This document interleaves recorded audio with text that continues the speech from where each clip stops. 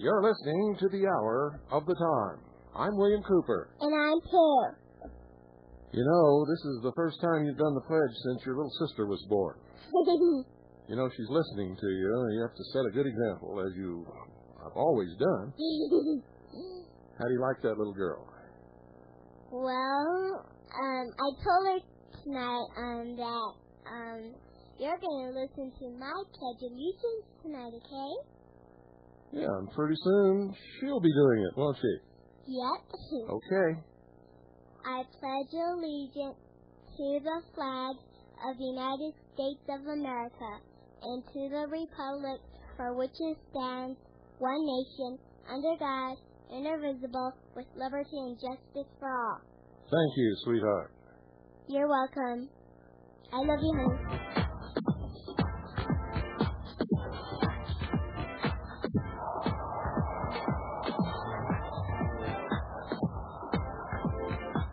Glad you could make it.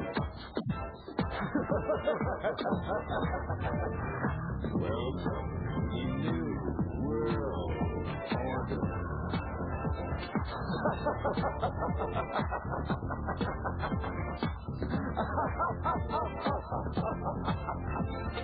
Never in human history has so few taken so much from so many as America's Illuminati and their warlords of Wall Street and Washington. In just 8 years, these banksters and international government gangsters took us from the greatest creditor nation to the largest debtor nation on earth.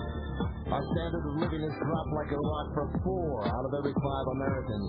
They have foreclosed on our homes, our farms, our factories. They've exported your jobs and surrendered our arms. They want a new world order. A new world order.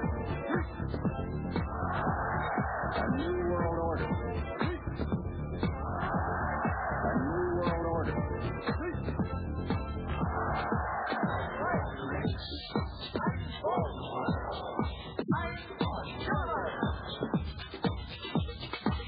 The Illuminati wants you to be a slave from birth to grave. Oh, I do so much like that. You know, I spent 3 hours as a guest of Anthony Hilder's radio broadcast today. And it was a trip because, you know, he's sedated on morphine, and for a while he forgot he had a guest in the beginning. And it was entertaining. It was amusing. It was informative. I'm sure the audience enjoyed it as much as I did. And we may have even awakened someone. Now, a lot of you have been calling about our FM transmitter, asking for more information. And I got to ask you, what's wrong with you? I even read you the numbers on the transistors. There isn't any more information, and you're not going to get any more, and we gave you a 100% money-back guarantee. You know, when I give you every possible thing that I can give you and even read you the numbers of the transistors, and you call and ask for information, I got to wonder if there isn't something loose up there between your ears. I'm not an electronics expert, folks. We put this together for you. You can take it or leave it. If you take it, you can help us. You can help yourself. You can help educate people all over this country. If you want more information, you're going to have to go to electronics school, because I even talked to the people at the factory that makes it. There isn't any more information than what I've given you, and I'm going to give it to you again tonight. So listen very carefully. And if you think you need more information, maybe you don't need this transmitter, is what I'm thinking. Sometimes you guys just blow my minds. And then you're calling asking where to get it. We're selling it. Remember, folks, I've told you 500 million, thousand, trillion times, if there is such a number. Unless I tell you otherwise, make all checks or money orders out to Annie, A-N-N-I-E. Send them to the Intelligence Service, P.O. Box 1420, Sholo, spelled S-H-O-W-L-O-W, Arizona, 85901. Once again, make all checks or money orders out to Annie, A-N-N-I-E, unless you are told otherwise, and send them to the Intelligence Service, P.O. Box 1420, Sholow, spelled SHOWLOW, Arizona, 85901. Now let me tell you about our FM transmitters. It transmits on the FM radio band. And that's anywhere from 80 to 108 megahertz. That's the FM broadcast band. It's a real and proper FM broadcast transmitter. It's not a surveillance bug or a baby monitor or anything like that. It's a real FM broadcast transmitter. It tunes really easy. It has a little tuner pot, little screw, and you can tune it to any frequency you want to broadcast on. It runs on 12 to 15 volts DC, so you can use it at home, in your car, on your boat, in your RV, or you can just go out in a field and connect it properly to a 12-volt battery. It can be connected to a mixer, a CD, a tape player, a microphone, a stereo set, or a radio, whatever you need to broadcast with. We hope that you will use it to rebroadcast the hour of the time. Artists broadcast it simultaneously, and next week, I hope to get a satellite expert on here to tell you how to put together your own low-cost satellite system so that you can pluck us right off the satellite in beautiful high-fidelity sound and rebroadcast us on your little low-power FM transmitter. If we can blanket this country with these low-power radio FM broadcast stations, folks, it won't take us long at all to wake up this country. And Clinton will be beside himself. He'll have to pull out his hair because he won't be able to just talk about shortwave anymore. You can have your own radio show. You can do whatever you want with it. It has excellent sound, folks, for broadcasting music or voice. Better than most low-cost stereo units, in fact. It's not stereo, it's monaural, but it's actually better sound than most low-cost stereo units. I guarantee you'll be impressed. It has a really well-designed oscillator section. Gives it excellent frequency stability. There's no frequency drifting. It has 3 full watts of output power, depending upon the height of your antenna. Should give you a true transmitter range of between 2 and 6 mile radius of where you're at, which means if you're up kind of high like I am, you should be able to transmit for 6 miles in every direction, which is pretty good. I mean, what more can you ask for? Unless you got, hundreds of thousands of dollars and a lot of time to screw around with Big Brother, you could have a big radio station, but I don't think any of us can really afford that kind of thing. Now, most transmitters on the market are just toys, folks. They have about 1/10 of a watt output. That's 5 to 100 milliwatts of power, and the range is about 300 feet, maybe up to a mile. Some of them might get up to 2 miles. Ours gives you 60 times more get-heard power.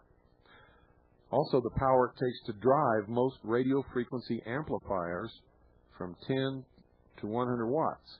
And if one day you want to be heard in the next town, we use the best parts and PC boards in our transmitters. You also, if you order the kit, you get plans to build an antenna. It tells you the materials you need. And if you order the assembled and pre-tested transmitter, it comes with a 1/2 wave dipole antenna and also plans so that you can build a 3/4 wave antenna if you wish, which will give you a 3 decibel gain over the 1/2 wave dipole antenna. And these are included with every order. Now, folks, this is the only micro broadcast transmitter company that I know that sells fully assembled and tested, not just kits. Fully assembled and tested. There may be some others out there. I've looked and looked and looked. I haven't found them. Where from us, you can buy the kit, or if you're not electronically inclined, you can buy the fully assembled and tested transmitter, and it comes with a 1/2 wave dipole antenna. All you have to do is go down to Radio Shack, get a power supply, and a little bit of coax cable to hook up your transmitter to your antenna. You get free technical support if you have problems. And we stand by our claim that this is a good product. It's fairly priced. And if you're not happy with this transmitter, we will refund 100% of your money except for the shipping charges. We can't refund the shipping charges. Okay? Now, that's fair. And I think we're the only people that probably do that. Now, we've already sold over 200 across the U.S., and not one of them has come back yet. Can you tell me anybody else who can give you that kind of a testimonial? Now, we cannot sell these transmitters to anyone living in the country of Canada. I'm sorry, folks, we can't do it. I'm not going to lie on what we send out because I'm not a liar. And if we send these transmitters into Canada and we tell the truth on the customs forms, you're never going to get them. They'll be confiscated at the border. Canada is already under the thumb of the New World Order. Okay, folks? Now, the kits, post-paid, are $100. Post-paid, $100. The fully assembled and tested transmitters that come with a 1/2 wave dipole antenna are $150 post-paid. Okay? Now, we can't do better than that. Don't call and ask for more information. You're not going to get it. There isn't any more information. I don't know what to tell you unless I pick up each part and read you the number off of it. I mean, this is all we can do. The supply voltage is 12 to 15 volts DC.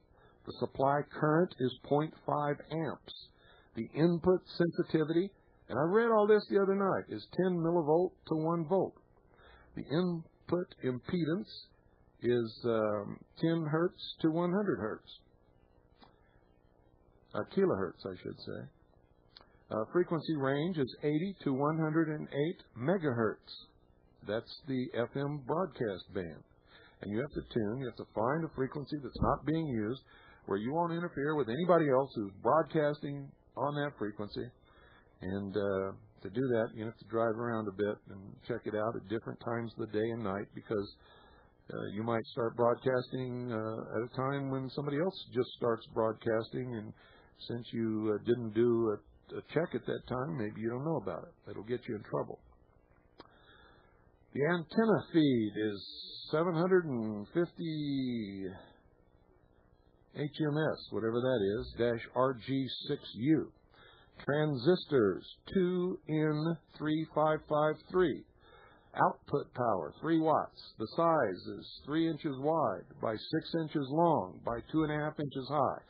Now, folks, if that isn't enough information, I don't know what to tell you.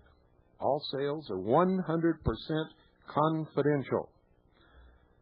Okay? And like I said, you get 100% money back guarantee. But I'm going to put a stipulation on that. You hook it up, you test it out, and this is only for fully assembled and tested transmitters, folks, not the kits. If you're putting together a kit and you screw it all up, don't send it back to be reimbursed, because we're not going to play that game. If you get the kit and you haven't assembled it and you decide you want your money back, send it back. We'll give you 100% refund on your money. The assembled and tested transmitters, you use that transmitter for 1 month, 30 days. If you don't think that it's a good deal, send it back. I'll give you your money back, 100%, no questions asked, as long as it's in full working condition. That's all there is to it. It's got to be in working condition, just like it was when you received it. Now, if something goes wrong with the transmitter that is not your fault, in other words, you didn't throw it out the window, drop it from a 20-story building or something like that, and it's not working, we'll refund your money, 100%, guaranteed. But I have to make these stipulations, folks, because somebody will drop it off a table and send it back and try to get their money back. And again, we don't play that game. If it's our fault, if it's defective equipment, if it's a failure of one of the parts, we'll refund your money. If it comes back and it's obvious that you ran over it with a truck, or you dropped it out the window, or somebody shot it with a pistol, we're not going to refund your money. Okay? So, please help us. buy one of these transmitters, set up your own radio station, start your own radio show. The only thing that I would ask, folks, is if you set a schedule and you begin broadcasting on that schedule, stick with it. Because your listening audience, if you start switching your schedule or they start listening to you on certain nights that they know you're going to be there, and all of a sudden you don't feel good and you decide not to broadcast that night, then you lose your audience. And if you do it several times, they don't ever come back because they don't want to waste their time. They got other things to do. So if you set up your transmitter, you decide you're going to broadcast, set up a schedule and stick with it, folks, just like the hour of the time does every night. You know, there's a lot of nights I don't particularly feel like broadcasting. There's a lot of nights when I don't want to be obligated and tied down to this. But you see, once I decided to do this, I became responsible to do it. And it doesn't matter how I feel. And it's not going to matter how you feel. If you decide to do this, you have to do it. And you have to stick with it because people are going to count on you. And that's the truth of that matter. Now, I've got the lyrics to a song here that a man wrote and sent in to me. And he did it because of he was inspired to do this because of the birth of my daughter. But I think I understand from his letter that he had already written this song quite a long time ago. Now, he also sent a recording of him singing this song and playing the guitar on tape. And I got to tell you, he does a wonderful, fantastic job of writing lyrics to songs. But I think you ought to stick with that. So we're not going to play the tape, but I am going to read you these lyrics because they're just absolutely fantastic. This is by Mickey Thomas. I think it's wonderful. And he wrote this because of his love for his daughter. And he sent it to me because of the birth of my newborn daughter and because he's listened to Pooh over the years reciting the Pledge of Allegiance. You know, she started that, I think, when she was, well, I don't remember. It seems to me like she was 3, almost 4, but maybe one of you will remember and write me a letter. The title of this is My Daughter is the Flag I Wave. And it goes like this. My daughter is the flag I wave. She rides aloft and free, high above the evening shadows of the mountain's majesty. She rides above the shadows, floating gently on the wind, and as always in the evening she begins to sing again. My neighbor, too, is watching, and by the rhythm of his knee I know he rides beside her through the halls of history. And as I observe the glory reflected in my neighbor's eyes, I feel the shiver of the shadow as the evening breezes rise. I can hear my daughter humming. I can feel my daughter's beat, and my fingertips start drumming to the sound of marching feet. Vibrating, patriotic tunes drawn from deep within our hearts shake the windows of our rooms when the daughter's music starts. I think that's absolutely fantastic, and I thought that everybody out there should hear that. And Mickey Thomas, I thank you very much for sending that to me. And believe it or not, I listened to your tape, but I got to say this again. You got to stick to writing and stay away from the singing. And I mean that in the greatest kindness. Something else, folks, that you've got to know about. Now, I gave out this information at the end of a broadcast, and I was talking over some music, and on shortwave, that's hard to hear. The videotapes, 12 hours of videotapes of the presentation given by our Oklahoma station chief during the conference in St. John's are almost finished. If you'd like to get an advance order in, I'm going to give you the prices right now. Remember, it's 12 hours of videotape. 12 hours of videotape. It's about the Oklahoma bombing, but it's not really about the Oklahoma bombing. You can get an awful lot of information in this presentation about the bombing of the federal building in Oklahoma and our investigation into that bombing. But really what this 12 hours is all about, and what our station chief was trying to do in presenting this information at the conference, and she did it fantastically, was to train our people on how to supervise and conduct a major investigation of this type. And she talks about how it affects the family and what I expected from her and what she expected from herself and the day-to-day routine. And it is a fantastic presentation, folks. And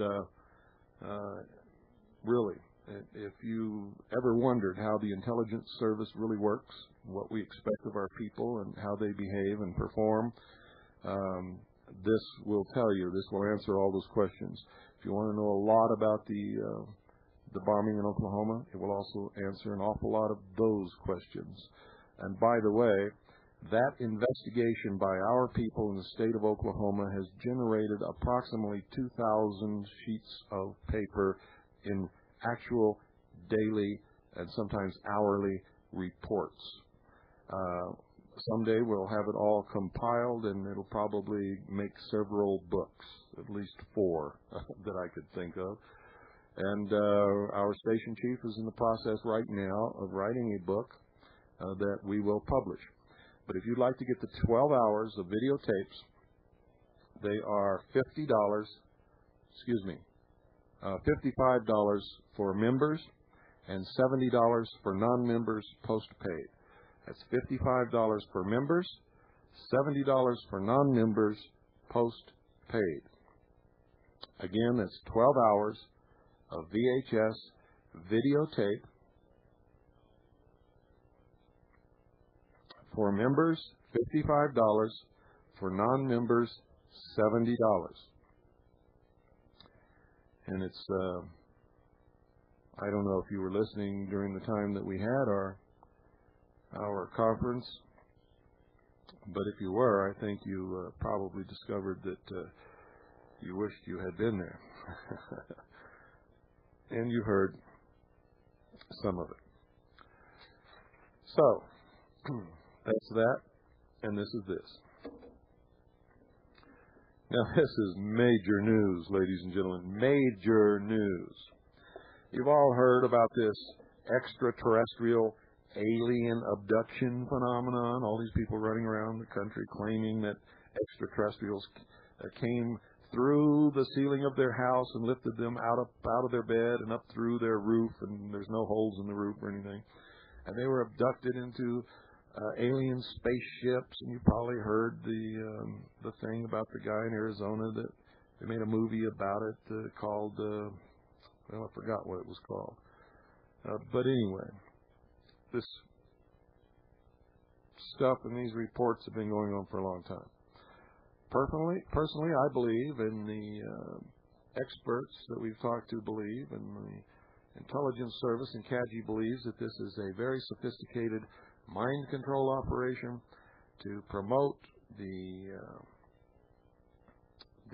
belief that we are being threatened by some little guys from some other planets. And of course, everybody, when they come to the realization that this is what's happening, they're going to be willing to sacrifice and give everything up to join one world government, which will promise to protect us from this threat. Total bullshit, nonsense, absolute blabberfacky. Now, this was falling through the floor, largely due to my efforts to expose all of this stuff after realizing, when I believed it for a while, that I had been taken for a ride big time. I exposed it. And so that all this UFO nonsense and extraterrestrial visitation and little alien stuff just fell through the floor. Where they used to be able to get thousands of people to their meetings, they're lucky if 6 come today. Unless they're the Looney Tune fringe that really get wrapped up into this stuff.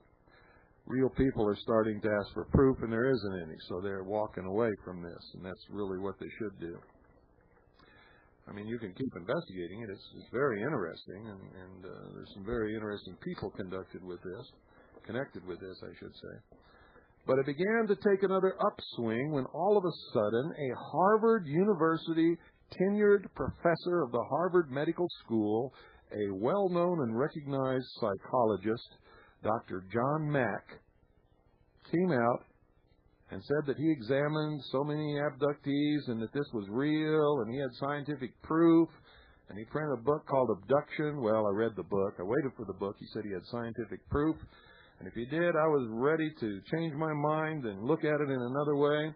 Well, his book came out, and it's more blabberjacky. Poof or fuckle. It's more pillow fluff. It's all bullshit. There's no scientific anything in his book. This guy has totally discredited himself with his own peers, and Harvard, the faculty at Harvard, and the board at Harvard was so upset about it that they initiated an inquiry into what is this guy doing. And so we began our own inquiry and investigation, and not only us, but quite a few other people did. And it finally came out, folks. You see, about the time that John Mack began putting out this baloney and saying he had scientific evidence when in actuality he has no evidence whatsoever, it was extremely revealing to find that at that time he began to receive gifts annually from Lawrence Rockefeller of $250,000 a year, on top of a $194,000 grant that Lawrence Rockefeller made to start up this stuff on extraordinary experience research, translate abduction by alien beings. Lawrence Rockefeller gave him a grant to start up this program of $194,000, and then he gives him $250,000 a year. On top of that, Laura Rockefeller Chasen and Alida Rockefeller and Abby Rockefeller have donated tens of thousands of dollars to John Mack over the years, not including $86,000 in reported gifts from the Rockefeller Family Fund. I tell you, boy, every time I look into these creepos, I find the truth.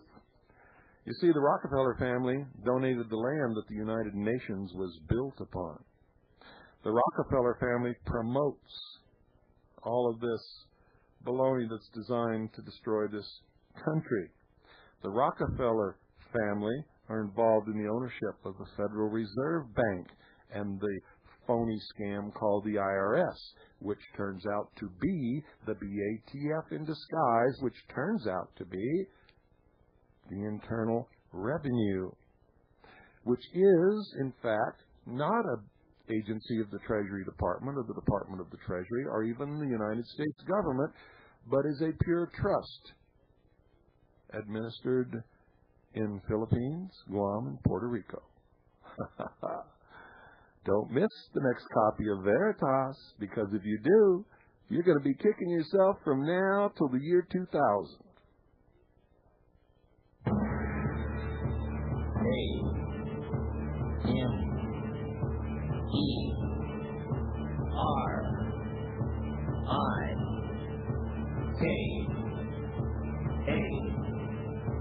Comrade Clinton is marching us towards the millennium. His agenda, a new world order. He intends to foreclose upon the people and the property of the United States of America.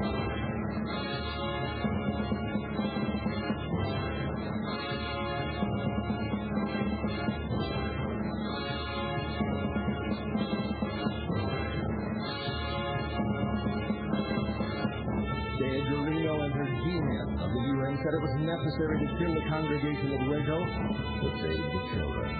Comrade Clinton ties us and guides us into surrendering our sovereignty piece by piece to a one world. Well, folks, you're not aware of it, but I and those of us, others of us who keep an eye on these things, are very much aware. The rich, the powerful, are bailing out of paper. They are beginning to buy natural resources,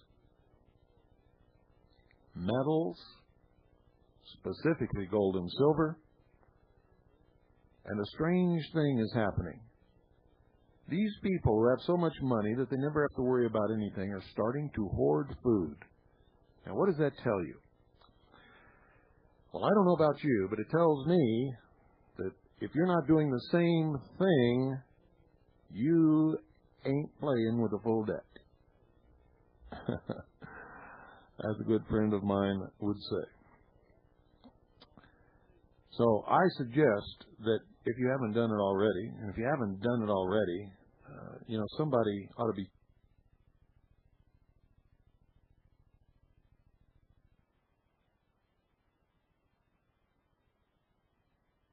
cells lined up in the right direction. If you haven't taken steps right now, right this very moment or before, to protect what you have and to protect your family, then you've got to do it now. You must do it now. Call 1-800-289-2646. That's 1-800-289-2646. To make it easier to remember, 1-800-BUY-COIN. But it's not just coins that are offered. You can buy bullion if you want. You can buy numismatics, or you can buy current gold or silver coin issue, which is really the cheapest way to go. But that's up to you. Numismatics represent an investment, and you might really make a killing by investing in numismatics, but you have to know what you're doing. In any event, I want you to do this from my heart so that you don't get caught without any real money when the same thing happens here that happened in Germany and every place else in the world where the common medium of exchange was paper backed by nothing. And that's what you've got in your pocket right this moment. So call our friends at Swiss America Trading, 1-800-289-2646. And next week I'm going to be hitting you hard about money and finances and gold and silver and where we're headed, because it's just on the horizon. It's not far off. When I see the people who know doing the things that they are doing now, then I know that there is an imminent economic disaster before us. 1-800-289-2646. Get up off your lazy butt, go to the phone, and call right this moment. And ladies and kids, or husbands, if you're the one that is dependent upon the woman, and that's okay, it doesn't matter. If the person who's supposed to be taking care of this hasn't done it, then you better start wondering whether that person really cares like they say they do.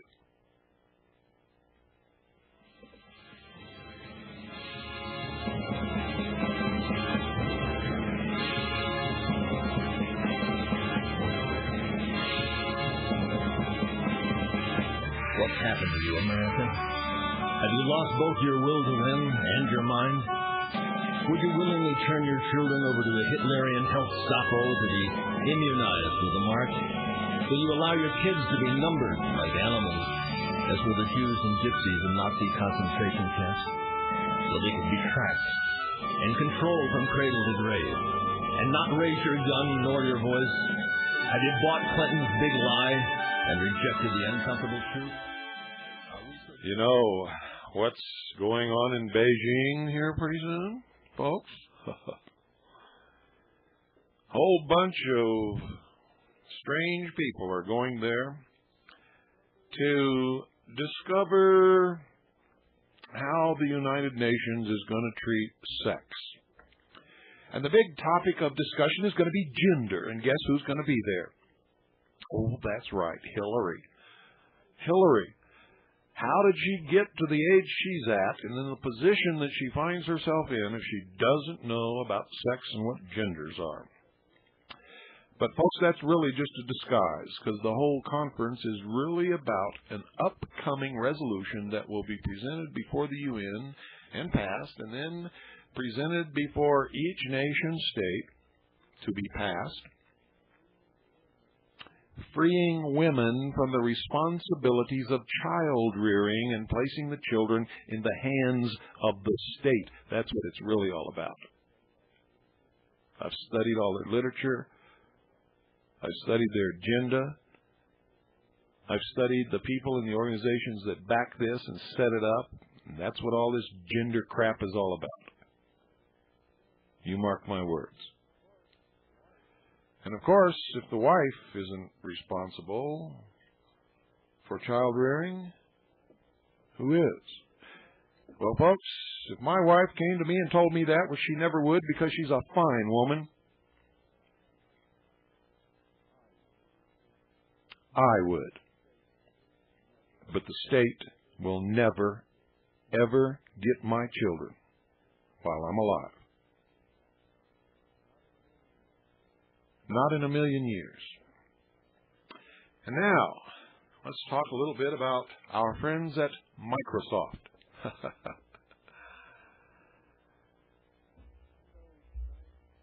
Windows 95, folks, is designed in the program to create an audit report of your hardware and software, everything in your computer. If you register online via the Microsoft network or Microsoft's BBS, all of the details of your system, unbeknownst to you, will be uploaded to Microsoft. Talk about Big Brother. This is it. The original article that blew this wide open appeared in Computer Reseller News over a year ago. Now, just in case you think that that was a fluke and they didn't really put it in there and Cooper's full of it, well, folks, it's not a fluke. And as usual, I'm certainly not full of it. Although sometimes I wish I were, because it would mean we didn't have to pay any attention to all this crap. But unfortunately, it's true.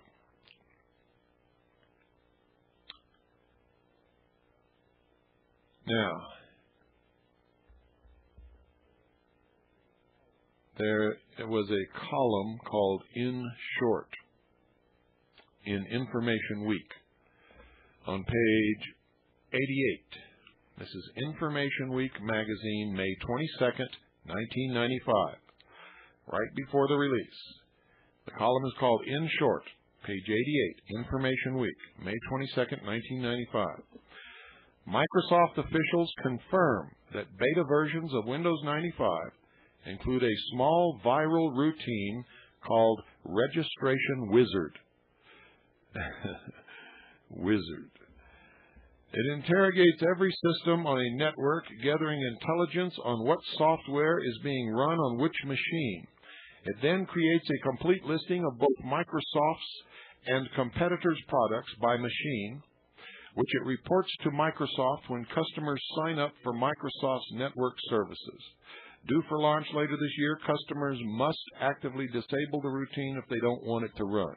Now, if you're not a programmer, forget it. You would never know how to disable this routine. The implications of this action and the attitude of Microsoft to plan such an action beggars the imagination. And it may be just a very small implication of what is to come.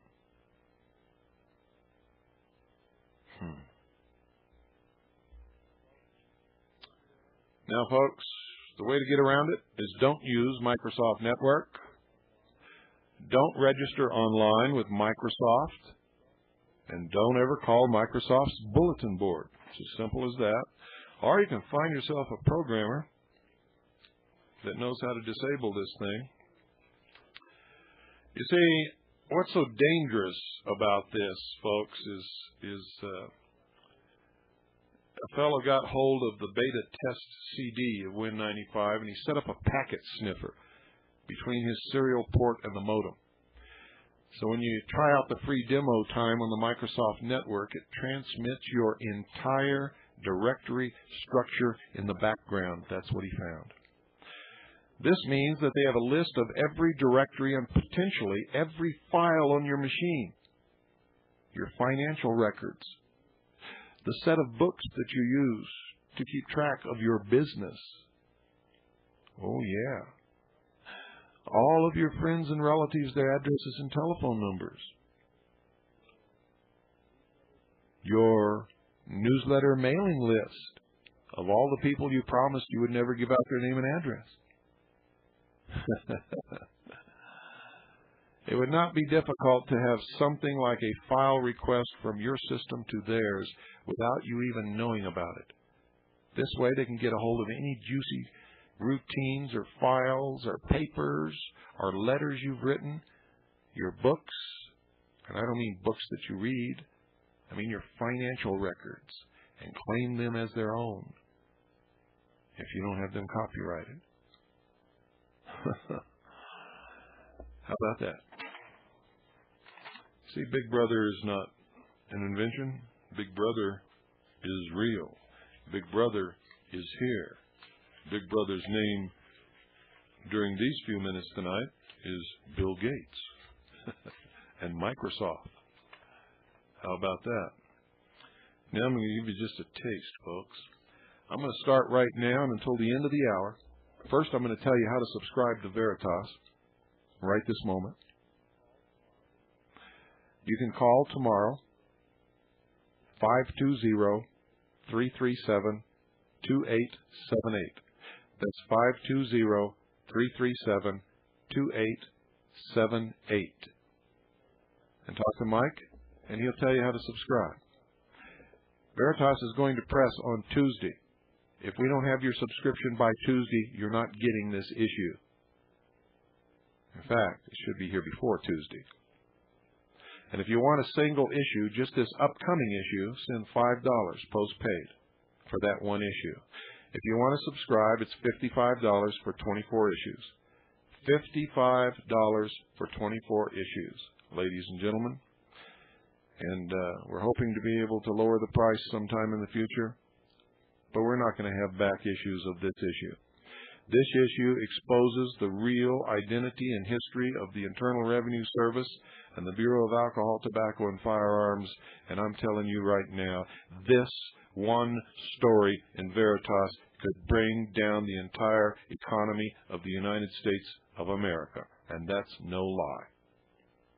When this hits Washington, D.C., when it hits your house, it's going to cause such an uproar that I don't think such an uproar has ever been seen in this country. And this is not our opinion. This is truth. So if you'd like to subscribe to Veritas, make checks or money orders to Veritas and send them to Veritas at P.O. Box 3390.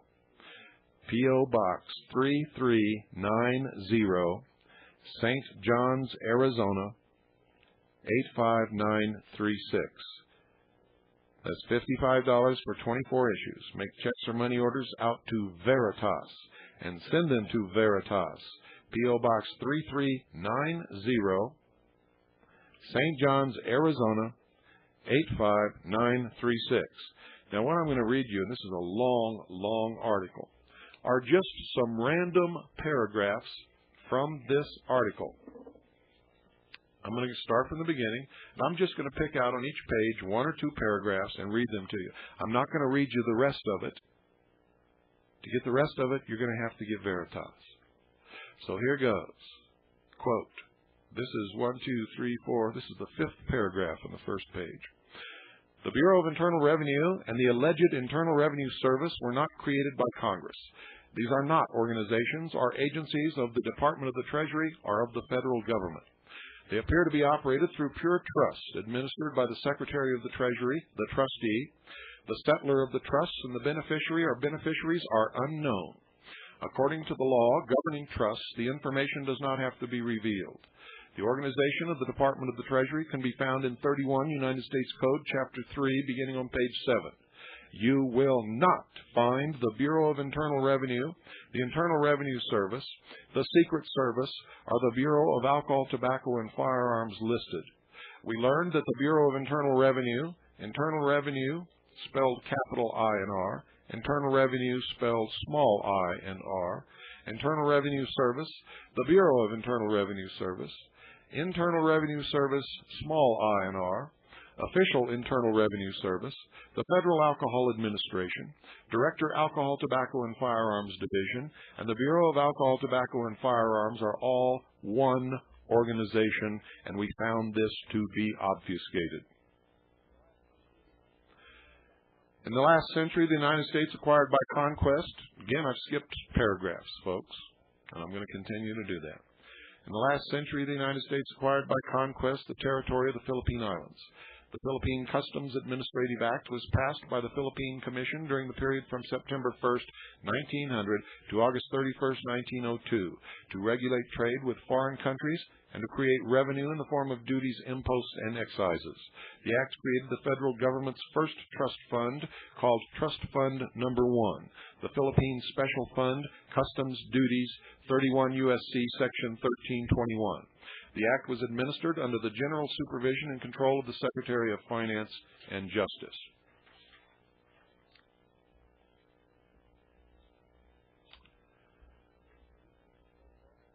In 1933, President Roosevelt declared a banking emergency. Again, I've skipped several paragraphs, and I'm not going to tell you what's in them. The Congress gave the President dictatorial powers under the War Powers Act of 1917. Congress used the economic emergency as the excuse to give blanket approval to any and all presidential executive orders, past, present, or future. Roosevelt, with a little help from his socialist friends, was prolific in his production of new legislation and executive orders. In 1935, the Public Administration Clearinghouse wrote and Roosevelt introduced the Federal Alcohol Act. Congress passed it into law. The act established the Federal Alcohol Administration. That same year, the Supreme Court, in a monumental ruling, struck down the act, among many others, on a long list of draconian and New Deal laws. The Federal Alcohol Administration did not go away. It became involved in other affairs, placed in a sort of standby status. Between 1904 and 1938, the China Trade Act was passed to deal with opium, cocaine, and citric wines shipped out of China. It appears to have been administered in the Philippines by the Bureau of Internal Revenue. We studied a copy of the Code of Federal Regulations of the United States of America in force, June 1st, 1938, Title 26, Internal Revenue, Chapter 1, Parts 1 to 137. On page 65, it makes reference to the China Trade Act, where we find the very first use of such terms as income, credits, withholding, assessment and collection of deficiencies, extension of time for payment, and failure to file return. The entire substance of Title 26 deals with foreign individuals, foreign corporations, foreign insurance corporations, foreign ships, income from sources within possessions of the United States, citizens of the United States, and domestic corporations deriving income from sources within a possession of the United States, and the China Trade Act corporations.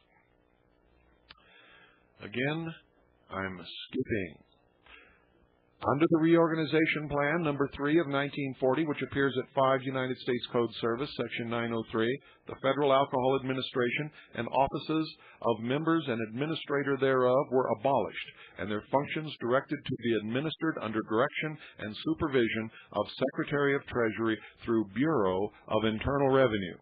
We found this history in all of the older editions of 27 U.S.C.S. Section 201. It has been removed from current editions. Only 2 bureaus of internal revenue have ever existed, one in the Philippines and another in Puerto Rico. Events that have transpired tell us that the Federal Alcohol Administration was absorbed by the Puerto Rico Trust number 62, Internal Revenue. Again, I'm skipping. The fiction that because it was an excise tax it was legal is not true. The power of the federal government is limited to its own property as stated in Article 1, Section 8, Paragraph 17 and to regulate commerce with foreign nations and among the several states and with the Indian tribes. As stated in Article 1, Section 8, Paragraph 3, 18 U.S.C. Section 921 definition states, the term interstate or foreign commerce includes commerce between any place in a state and any place outside of that state or within any possession of the United States, not including the Canal Zone or the District of Columbia. But such term does not include commerce between places within the same state, but through any place outside of that state. The term state includes the District of Columbia, the Commonwealth of Puerto Rico, and the possessions of the United States, not including the Canal Zone. The term includes means limited to. Only employees of the federal government, residents of the District of Columbia, residents of naval bases, residents of forts, U.S. citizens of the Virgin Islands, Puerto Rico territories, and insular possessions were lawfully required to file and pay the victory tax. Remember, I'm skipping a lot of paragraphs between these things, ladies and gentlemen. On June 6, 1972, Acting Secretary of the Treasury Charles E. Walker signed Treasury Order number 120-01, which established the Bureau of Alcohol, Tobacco, and Firearms. He did this with the stroke of his pen, citing, quote, by virtue of the authority vested in me as Secretary of the Treasury, including the authority in Reorganization Plan number 26 of 1950. End quote. He ordered the transfer, as specified herein, the functions, powers, and duties of the Internal Revenue Service arising under laws relating to alcohol, tobacco, firearms, and explosives, including the Alcohol, Tobacco, and Firearms Division of the Internal Revenue Service, to the Bureau of Alcohol, Tobacco, and Firearms, hereinafter referred to as the Bureau, which is hereby established. The Bureau shall be headed by the Director, Alcohol, Tobacco, and Firearms, hereinafter referred to as the Director. The Director shall perform his duties under the general direction of the Secretary of the Treasury, hereinafter referred to as the Secretary, and under the supervision of the Assistant Secretary, Enforcement, Tariff, and Trade Affairs and Operations, hereinafter referred to as the Assistant Secretary. Treasury Order 120-01 assigned to the new BATF Chapters 51, 52, and 53 of the Internal Revenue Code of 1954 and Sections 7652 and 7653 of such code. Chapters 61 through 80 inclusive of the Internal Revenue Code of 1954.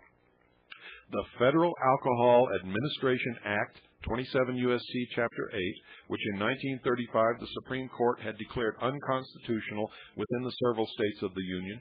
18 U.S.C. Chapter 44, Title 7, Omnibus Crime Control and Safe Streets Act of 1968. 18 U.S.C. Appendix Sections 1201 to 1203. 18 U.S.C. 1262 to 1265, 1952, and 3615, and etc. Mr. Walker then makes a statement within Treasury Order 120-01 that is very revealing. The terms Director, Alcohol, Tobacco, and Firearms Division, and Commissioner of Internal Revenue, wherever used in regulations, rules, and instructions and forms, issued or adopted for the administration and enforcement of the laws specified in paragraph 2 hereof, which are in effect or in use on the effective date of this order, shall be held to mean, quote, the Director, end quote. You see, Walker seemed to branch the Internal Revenue Service, IRS, creating the Bureau of Alcohol, Tobacco, and Firearms, BATF, and then with that statement joined them back together into one. In the Federal Register, Volume 41, Number 180 of Wednesday, September 15, 1976, we find, quote, the term Director, Alcohol, Tobacco, and Firearms Division has been replaced by the term Internal Revenue Service, end quote. We found this pattern of deception and obfuscation everywhere we looked during our investigation. For further evidence of the fact that the IRS and the BATF are one and the same organization, check 27 U.S.C.A. Section 201. Again, I'm skipping several paragraphs. The Federal Alcohol Administration, which administered the Federal Alcohol Act, and offices of members and administrator thereof were abolished, and their functions were directed to be administered under direction and supervision of Secretary of Treasury through Bureau of Internal Revenue, now Internal Revenue Service. The Federal Alcohol Act was ruled unconstitutional within the 50 states, so was transferred to the Bureau of Internal Revenue, which is an offshore trust, which became the Internal Revenue Service, which gave birth to the Bureau of Alcohol, Tobacco, and Firearms, and somehow the term Director, Alcohol, Tobacco, and Firearms Division, which is a person within the Bureau of Alcohol, Tobacco, and Firearms, spawned the alleged Internal Revenue Service via another flick of the pen on September 15, 1976. In a brilliant flash of logic, Wayne C. Benson determined that he could check these facts by filing a Freedom of Information Act request asking the BATF to name the person who now administers the Federal Alcohol Act. If we were wrong, a reply stating that no record exists as to any name of any person who administers the Act would be returned. The request was submitted to the Bureau of Alcohol, Tobacco, and Firearms. The reply came on July the 14th, 1994, from the Secret Service, an unexpected source, which discloses a connection we had not suspected. The reply states that John McGaw of the Bureau of Alcohol, Tobacco, and Firearms of the Department of the Treasury administers the Federal Alcohol Act. You may remember from the Waco hearings that John McGaw is the Director, Alcohol, Tobacco, and Firearms. All of our research was confirmed by that one admission. And folks, I have read you just a very few paragraphs out of so many that it almost takes up the entire newspaper. Good night, and God bless you all. All of a sudden, in the middle of the night, there's a loud knock on your door. Hey, honey, something's not right. Throw out your arms. Clinton's death while past. We're here from the government. We're here to help you. And I'm from the IRS with a power to tax. If you've got a complaint, send us a fax. Get out of this house. Surrender your guns. Give me your gold. You better obey if you want it to hold. There's the deucer and do what you're told.